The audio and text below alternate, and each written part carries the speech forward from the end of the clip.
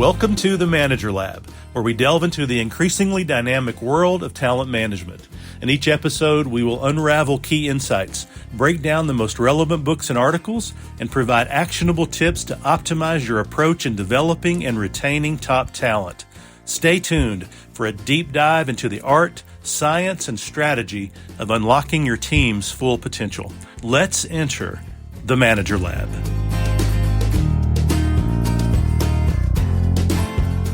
What if the biggest breakthrough in your leadership didn't come from fixing what's wrong, but from doubling down on what's already right?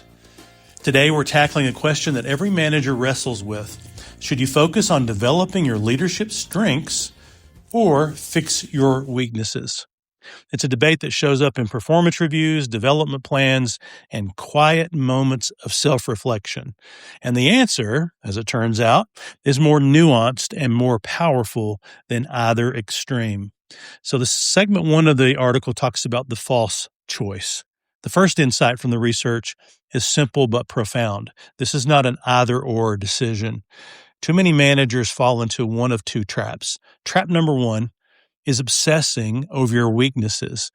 You spend your time trying to fix everything that's not perfect, polishing rough edges, closing gaps, trying to become well-rounded.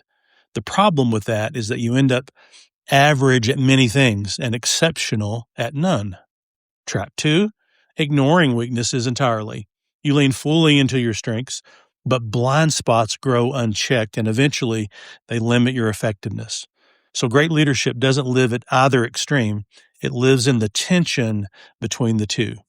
Now, let's start with the power of strengths, because that's where the research is unequivocal. Leaders who focus on their strengths are more engaged, they're more confident, and significantly more effective. Why? Because strengths are where you create disproportionate value. Think about it this way. If you take a weakness from a 3 to, let's say, a 5, you're improved. But if you take a strength from a 7 to a 9, you've multiplied your impact.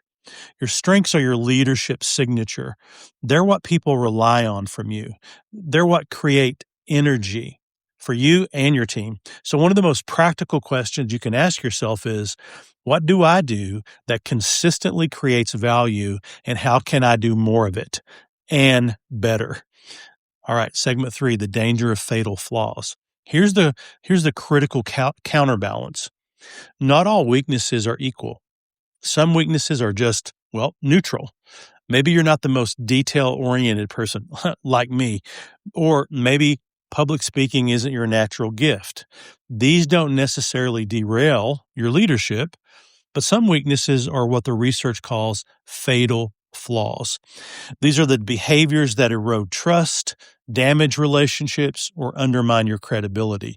Things like inconsistency or poor listening, lack of follow-through, or emotional volatility. You can't ignore these, because no matter how strong your strengths are, these fatal flaws cancel them out. Think of it like this. Your strengths are your accelerator, but fatal flaws are your brakes. And if the brakes are stuck, it doesn't matter how hard you press the gas. Segment 4 of the article talks about the leadership sweet spot, where all of us as leaders should focus. And here's the practical framework the article outlines. 1, double down on your strengths. Make them exceptional. Number 2, identify and neutralize fatal flaws. And you might need to do some kind of 360 or some kind of feedback session with people that's close to you that you trust so that you can identify these, but don't let them derail you. And then number 3, manage around your lesser weaknesses. Don't overinvest here where it doesn't matter, but you got to manage around them some way. That's the real sweet spot of leadership development. Not perfection, not balance, but intentional focus. So here's the actionable tools for managers. Let's make this real. Here's some practical things that you can start using immediately. Tool number 1, the energy audit. At the end of each week, ask yourself 2 questions. What activities gave me energy this week, and what activities drained me? Your strengths tend to show up in what energizes you and where you perform at your best. Now, here's the key. Don't just notice it. Redesign your week to spend more time in those zones. Great managers don't just manage people, they manage their own energy strategically. Tool number 2, the fatal flaw check.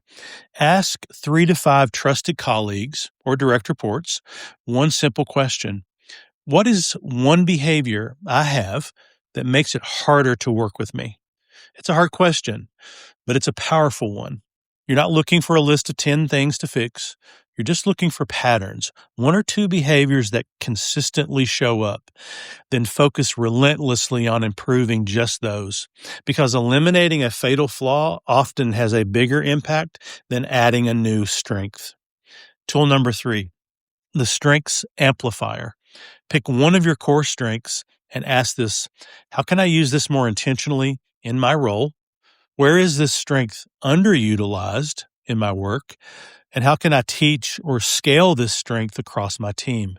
For example, if your strength is communication, don't just use it in meetings. Use it to clarify vision or coach individuals or align stakeholders. Strengths become transformational when they're applied deliberately and consistently. So here's the deeper shift, the mindset shift that all of this requires.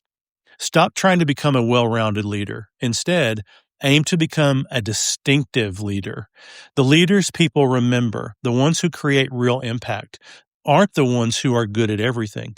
They're the ones who are exceptional at the things that matter most and disciplined enough to not let their weaknesses get in the way. So as you reflect on your own leadership, don't ask, where am I falling short? Ask instead, where am I uniquely strong? And how do I build a leadership model around that? And what's the one behavior I must change so it doesn't hold me back? Because leadership isn't about fixing yourself into adequacy. It's about amplifying yourself into excellence. And when you do that, when you lead from your strengths while managing your weaknesses, you don't just become a better manager. You become the kind of leader people choose to follow. Well, thanks for listening. And until next time we meet in the Manager Lab, do good work.